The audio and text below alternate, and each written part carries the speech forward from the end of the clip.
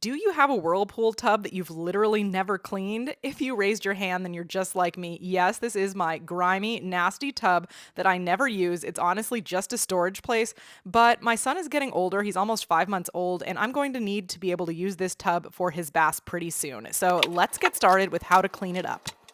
I pulled everything out of the tub. Let's take a look at how bad it looks and what we've got to work with. Got some rust down there. It's just kind of dirty. That part will be easy to clean.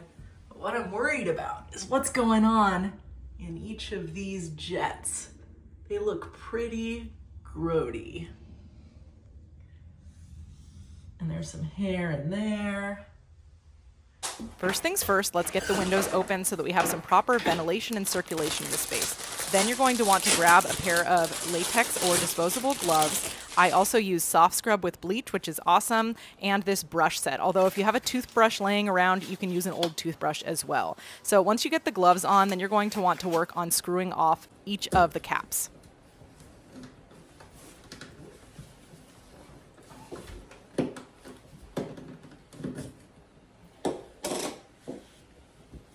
I'm not gonna lie, this is pretty nasty.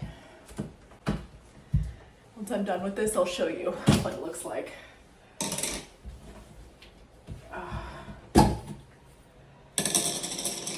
I'm so glad I have these gloves on.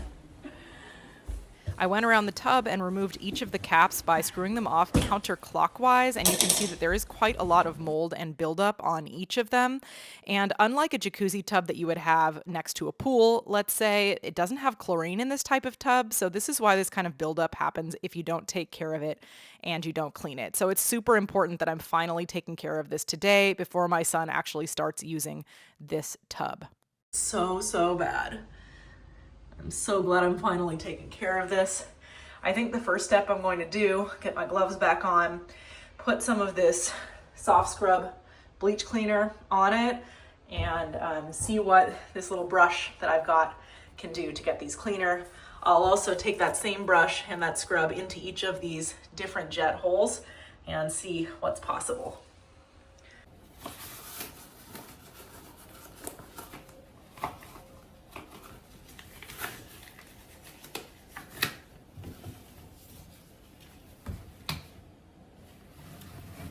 I think I'm also going to just squirt some into each of those openings that we have here.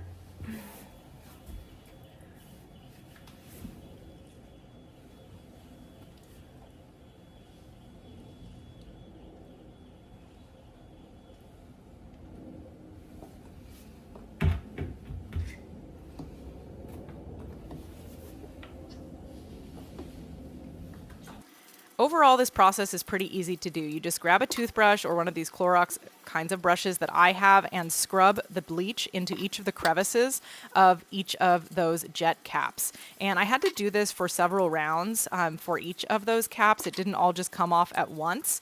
So yes, this is a time lapse, but I did have to go back and scrub them multiple times to get everything off. And I could see that if I had maintained this properly over the years, I wouldn't have had to have done such a in-depth, detailed job with each of these jets. But overall, again, this product was quite easy to use and just needed a thorough scrubbing to get everything off. The next thing that I'm going to do is to remove the filter, and I needed to grab a screwdriver for this because it's held on there with 2 screws. That was really easy for me to remove. I really should have done that step before I started any of the cleaning, but I realized it after the fact. And as you can see, it also has some mold in there, and especially within the filter itself. So I used the soft scrub with bleach in that area as well, and used the brush to get all of that mold out of each of the nooks and crannies all the way around the filter and the cap. Then I went back to each of those jet caps. They really needed a second go around, and I rinsed them with water to see where they were at, and then once again went in with the scrub brush. I had to add in some additional bleach, and I'm really hoping that if I maintain this, that I'm not going to have to spend as long doing this the next time that I need to clean this area. I just kept scrubbing at this point, and maybe it's just because it's been so many years and I'm being really particular, but I really did not want to leave any mold after all of this, so I did go back in a second and even a third time to make sure that everything was coming out. And then I used this cup that I had to run some water inside of each of the jets. Like, yes, later on I'm going to run the jets again. I didn't show that in the very beginning of this video, but that's what led me to realize that I really, really needed to give this a deep clean, is that I had turned on the jets and all of this black gunk came out. It was absolutely nasty. In any case, after I got everything clean, I decided it was important for me to also clean like the top of the tub. That hadn't been cleaned in a while, and at minimum I started rinsing it down with water and using my scrubbing brush to get off some of the rust that was at the bottom of the tub, as well as some of the bleach that had got around other parts of the tub.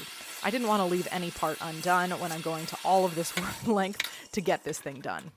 Once you've finished cleaning the entire tub, then you're going to screw back on the jet caps. Those are done by screwing them back on clockwise. You'll also put the filter cap back on by screwing that back in using those 2 screws. And here's a look at how much better it looks after doing that thorough cleaning.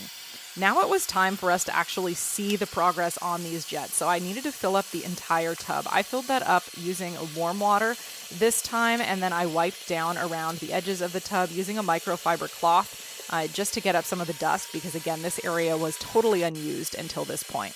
Now that I got it filled up, and you'll want it to be filled at least an inch above where the jets are, I let that run for about 15 minutes. And unfortunately, I saw that there was still quite a lot of gunk coming out of those jets, as you're seeing me rinse down the tub right now.